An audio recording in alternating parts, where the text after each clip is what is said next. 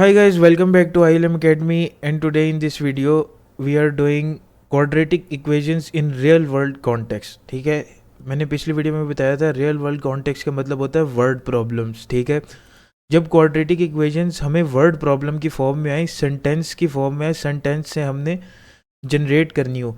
अब उसके अंदर मैंने जनरेशन में आपको कल वाली वीडियो अगर आप मेरी है तो आप जाके देख सकते हैं. उसके अंदर जो है इजी क्वेश्चंस की मैंने आपको बता दी थी कि इजी क्वेश्चंस के अंदर आपको जनरेट किस तरह करनी है. ठीक है, अब ये मीडियम बेस्ड क्वेश्चंस हैं, मतलब इजी से थोड़े से ऊपर है. ठीक है, मीडियम लेवल पे आते हैं. तो आज हम ये दो क्वेश्चंस करेंगे अपनी वीडियो में, क्योंकि दो काफ़ी लेंथी क्वेश्चंस हैं.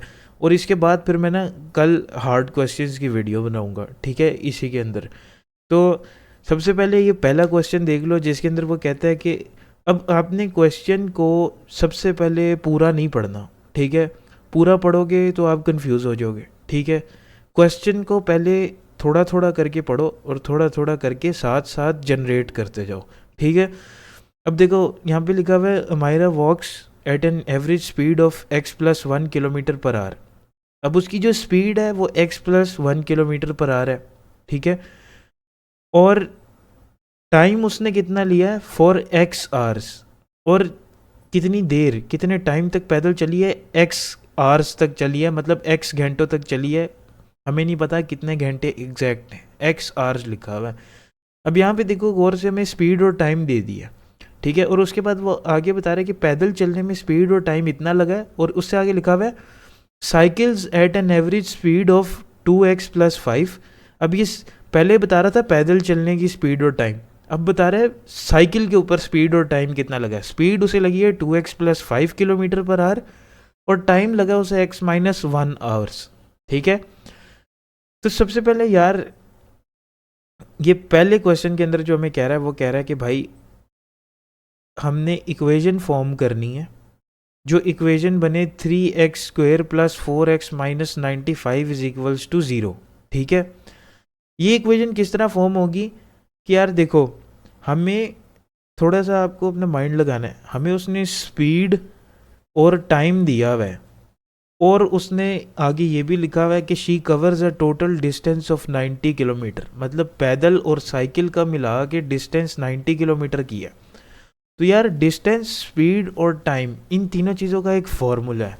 ठीक है, वो फिज़िक्स में होता है, मैथ्स में कहीं कहीं किसी किसी क्वेश्चन में लगता है. ठीक है, तो यार ये जो है ना, सबसे पहले तो आप ये फॉर्मूला देख लो. फॉर्मूला है जी, distance is equals to speed into time. ठीक है, स्पीड मल्टीप्लाई बाय टाइम. ठीक है, ये फॉर्मूला. अब देखो डिस्टेंस की जगह उसने हमें 90 किलोमीटर दे दिया कि भाई टोटल हमारे पास 90 है. अब हमें स्पीड इनटू टाइम कर करके दोनों के जो हैं वो डिस्टेंस निकालने हैं. बाय वॉक भी डिस्टेंस निकालना है, और साइकिल पे कितना डिस्टेंस लगा है वो भी निकालना है. तो भाई सबसे पहले इसी फार्मूले के हिसाब से मैं सबसे पहले वॉक का निकाल लेता हूँ. वॉक की उसने स्पीड कितनी हमें दिया है, x+1, और टाइम उसने कितना दिया है, x आवर्स. तो स्पीड इनटू टाइम का मतलब क्या है कि x+1 मल्टीप्लाई बाय x.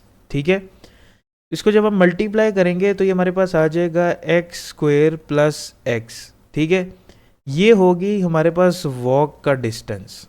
ठीक है, अब हम निकाल लेते हैं साइकिल का डिस्टेंस. ठीक है, कि भाई साइकिल उसे कितना डिस्टेंस.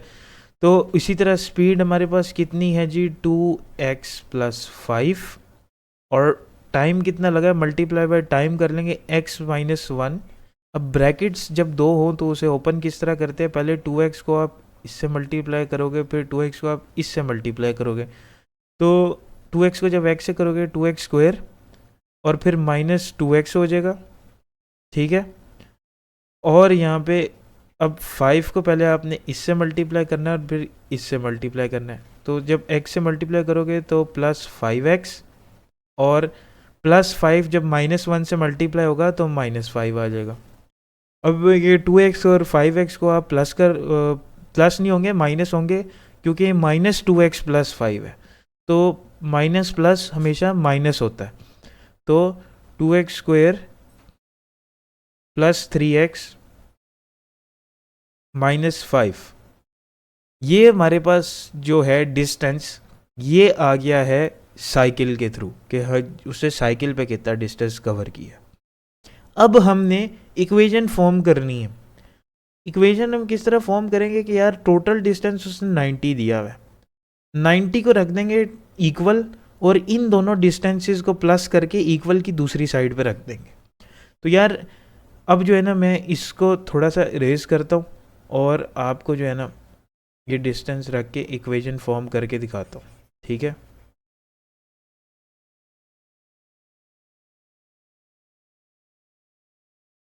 ये हो गया हमारे पास रेस। तो यार देखो, पहला डिस्टेंस जो हम लोगों ने फाइंड किया था वो किया था x² + x, ठीक है, जो कि हमारे पास बाय वॉक था। उसके तरफ प्लस कर देंगे बाय साइकिल।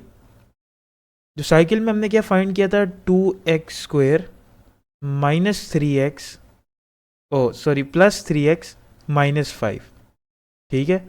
ये हो गया दूसरा डिस्टेंस। अब इन दोनों डिस्टेंस को वो कहता है कि प्लस करो तो बनता कितना, 90, तो इसको इक्वल हम रख देंगे 90 के। ये समझ लो हमारी एक इक्वेशन फॉर्म हो गई, ठीक है। अब इक्वेशन ये हमारे पास फॉर्म हो गई है, अब इसको हमने सॉल्व करना है, ठीक है। सॉल्व अब किस तरह करोगे कि यार यहाँ पे अपने मल्टीप्लाई नहीं, यहाँ पे सेंटर में प्लस का साइन है तो हमने इन ब्रैकेट्स को सिर्फ प्लस करना है।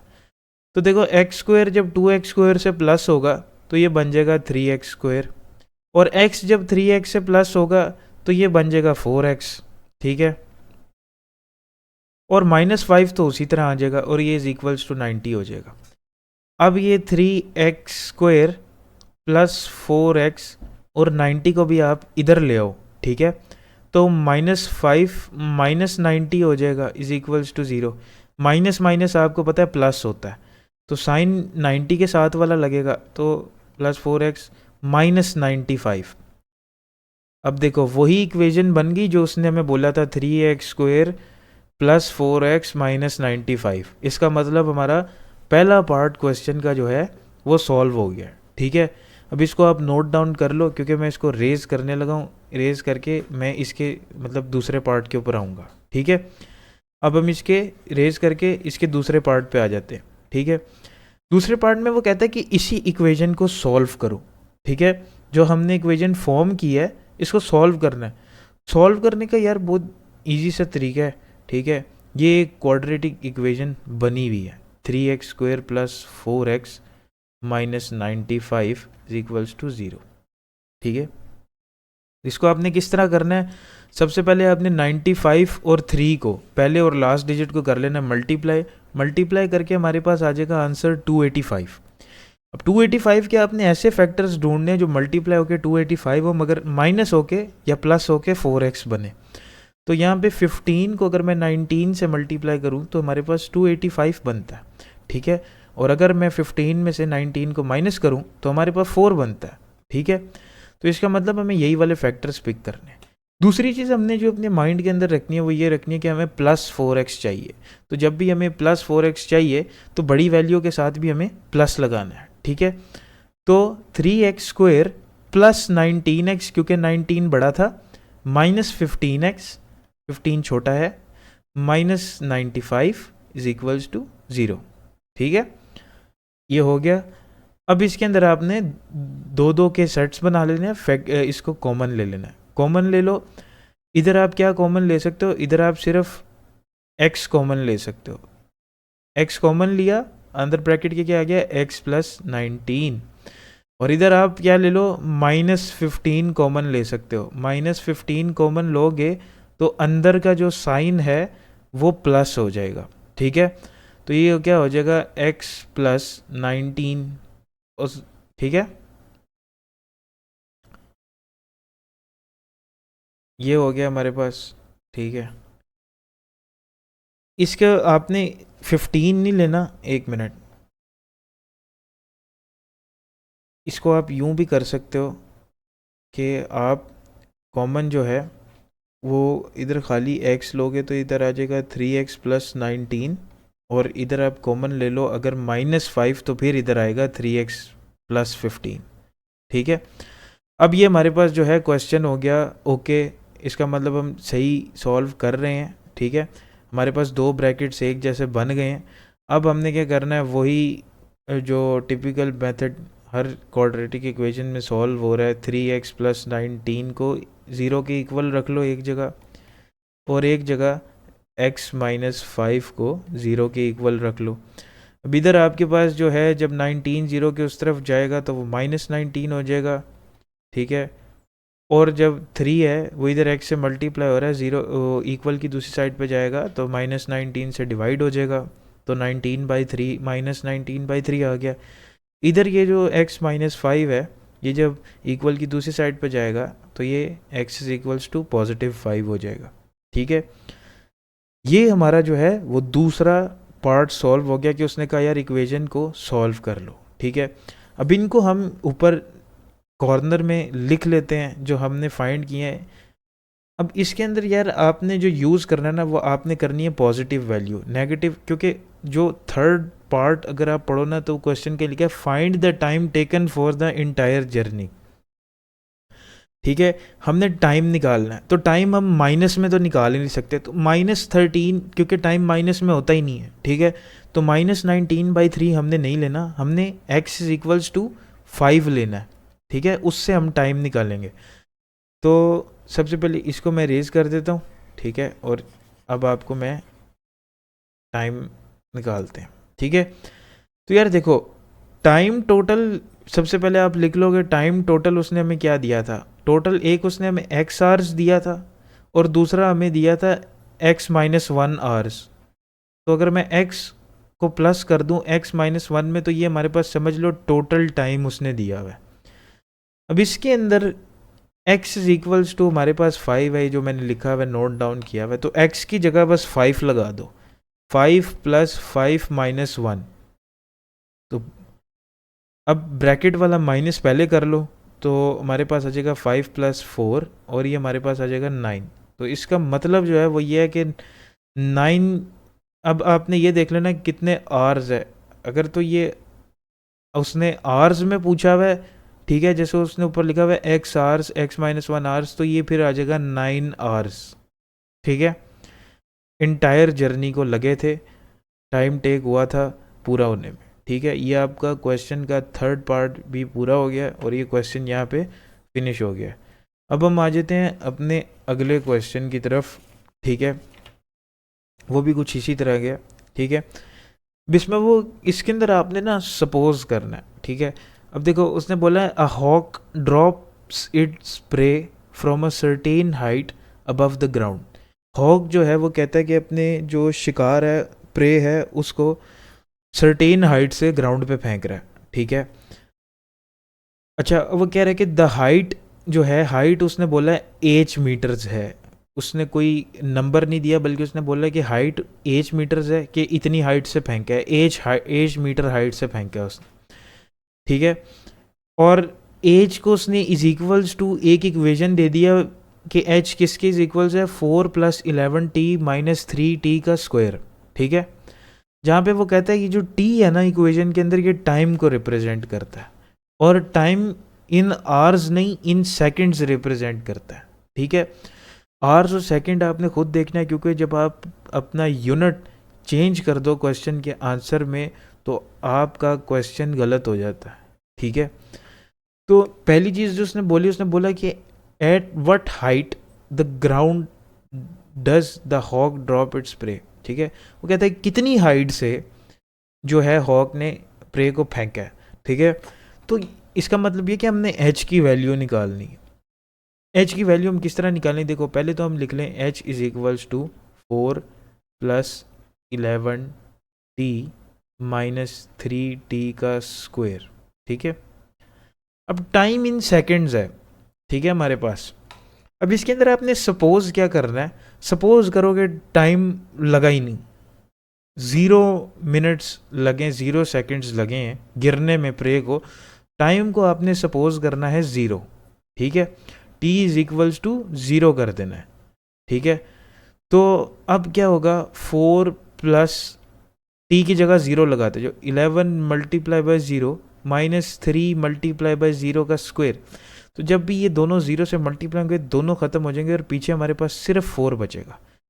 तो अगर कोई भी टाइम ना लगे तो हमारे पास जो है वो पहला पार्ट इस तरह सॉल्व हो जाता है कि हाइट हमारे पास 4 मीटर्स की आती है। ठीक है, अब वो कहता है कि टाइम ढूंढ लो। ठीक है, अब देखो हाइट हमने ढूंढ ली टाइम को 0 करके। ठीक है, अब आप ऐसा करो, अब आप क्या करो, अब आप हाइट को 0 कर दो। ठीक है, अब अगर मैं, ये था आपका फर्स्ट पार्ट, अब सेकंड पार्ट के अंदर मैं हाइट को 0 कर रहा हूँ, एच इज इक्वल्स टू 0 करने लगा हूँ। ठीक है, तो पहले तो वो इक्वेशन लिख लो कि आपके पास जो इक्वेशन थी 4 प्लस 11t माइनस 3t का स्क्वायर। ठीक है, और इसको इज इक्वल्स टू h था, तो h की जगह आप 0 लगा दो। ठीक है, अब ये सिंपल इक्वेशन है, ठीक है, क्वाड्रेटिक इक्वेशन, मगर इसका जो फॉर्मेट है ना वो थोड़ा सा ख़राब हुआ है। तो यार अगर मैं 3t को इक्वल की दूसरी साइड पे ले जाऊं तो ये हमारे पास बन जाएगा 4 plus 11t is equals to 0 plus 3t का स्क्वायर। और अगर मैं 11t को भी उधर ले जाऊँ इक्वल के, तो 4 is equals to 3t square minus 11t। और 4 को भी उधर ले जाऊँ मैं, तो हमारे पास इधर मैं सेंटर में लाइन लगा देता हूँ ताकि क्वेश्चन इधर से, 4 को भी अगर मैं उधर ले जाऊँ तो हमारे पास क्या बन जाएगा, हमारे पास बन जाएगा 3t square minus 11t minus 4, ठीक है, इज इक्वल्स टू 0। ठीक है, अब हमारे पास ये हमारा जो है वो फॉर्मेट सही प्रॉपर फॉर्मेट में आ गया। स्क्वायर वाली वैल्यू पहले आ गई है, सिंगल वेरिएबल वाली वैल्यू मिड में आ गई है, और नंबर हमारे पास लास्ट में आ गया है। क्वाड्रेटिक इक्वेशन पूरी फॉर्म होगी। अब आपने इसको सॉल्व उसी तरह करना है। 4 और 3 पहला और लास्ट डिजिट इनको मल्टीप्लाई कर लो तो आंसर हमारे पास आ जाता है 12। अब 12 के हमने ऐसे फैक्टर लेने हैं जिन्हें प्लस या माइनस करके आंसर जो है वो 11 आए। तो 12 वन ज़ा 12 होता है, और अगर 12 में से 1 माइनस कर दो तो 11 आ जाता है। ठीक है, तो इट्स मीन हमने यही फैक्टर लेने हैं। अब बीच में हमने क्या देखना है कि हमें चाहिए -11, तो हम बड़ी वैल्यू के साथ माइनस लगाएंगे। तो 3t का स्क्वायर माइनस 12t, ठीक है, माइनस प्लस t, ठीक है, 1 की जगह मैं t लगा रहा हूँ। ठीक है, क्योंकि 1t को आप खाली t भी कह सकते हो। -4 इज इक्वल्स टू 0। अब इनके आप उसी तरह कॉमन ले लो, इधर मैं 3t को कॉमन लेता हूँ तो हमारे पास आ जाता है जी t माइनस 4। ठीक है, और उधर मैं फिर अगर आपको 1 को कॉमन लेता हूँ तो आपके पास फिर आ जाता है जी t माइनस 4। दो ब्रैकेट्स एक जैसे बन के, इसका मतलब हम क्वेश्चन सही कर रहे हैं। ठीक है, अब इसमें हमने क्या करना है, एक जगह आप ले लो 3t plus 1 is equals to 0, जो कि हम सॉल्व करें तो हमारे पास आ जाएगा 3t इज इक्वल्स टू -1 और t इज इक्वल्स टू -1/3। अब ये हमारे पास आ गई है वैल्यू माइनस के अंदर। ऑब्वियसली यार टाइम माइनस के अंदर नहीं हो सकता। अब हम दूसरे वाले ब्रैकेट को सॉल्व करते हैं जो कि t-4 है। तो t-4 इज इक्वल्स टू 0 है, और जो 4 इक्वल की दूसरी साइड ये पॉजिटिव चला जाएगा। तो क्वेश्चन किस तरह सॉल्व हुआ कि देखो ये जो 4 है ना, ये 4 आप इसको आप टाइम कंसीडर करोगे तो इट्स मीन के पहले जो हाइट थी वो 4 मीटर थी, और कितने टाइम में गिरा, 4 सेकंड्स के अंदर गिरा। ठीक है, मैंने क्वेश्चन स्टार्ट होते हुए बताया था कि टाइम का जो यूनिट है वो आपने अपने माइंड में रखना है, वो सेकंड है, आर है, क्या है, तो यहाँ पे लिखा हुआ था सेकंड्स, तो हम इधर भी लिखेंगे 4 सेकंड्स टू फॉल। ठीक है, तो यार मीडियम बेस्ड क्वेश्चन के अंदर ये दो थे तो मैंने ये करवा दिए। ठीक है, इस वीडियो के लिए इतना ही, मिलते हैं नेक्स्ट वीडियो में हार्ड क्वेश्चंस के साथ। तब तक के लिए please like and subscribe my channel.